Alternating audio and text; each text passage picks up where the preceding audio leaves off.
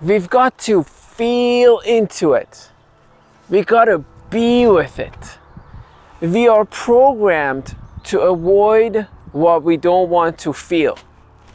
Instead, we got to feel what we don't want so we can release it out of the system.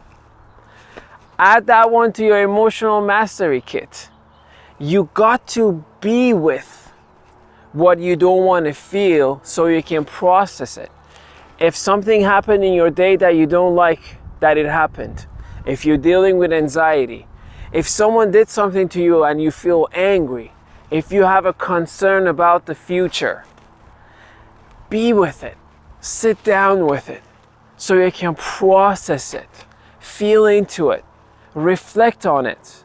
Look at it from intelligent perspective. Look at it from the third person subjective observation so you can fully understand the situation around it, and then you can start to release the impact that has on your emotional system. And process of releasing, it's not always easy. Similar to going to the toilet. If your physical body wants to release something, as you're doing that, it might be some discomfort. But as you do the process of releasing, there is always more space there and you feel good in your physical body. Emotional body is the same way. In order to let go of the stuff that you don't want to feel, you gotta get in there and be with it so you can release it. And as you're going through it, it might be a little tough.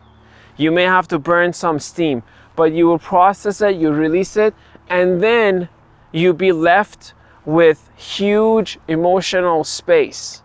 Then you will naturally feel better.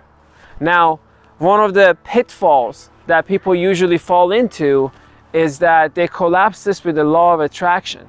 They say, you know what? I'm avoiding this because it doesn't make me feel good. So I don't want to process it because I'm scared I'm going to attract more of it in. However, that's not the case.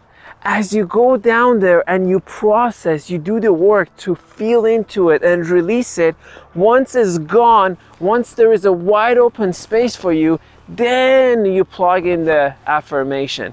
Then you plug in the uplift. Then you take inspired action and bring yourself back to bliss. But you got to be willing to have the emotional range. You got to be willing to feel the yuckiness, and you got to also be willing to feel the ecstasy of life. And that range gives you the freedom to operate and be with anything.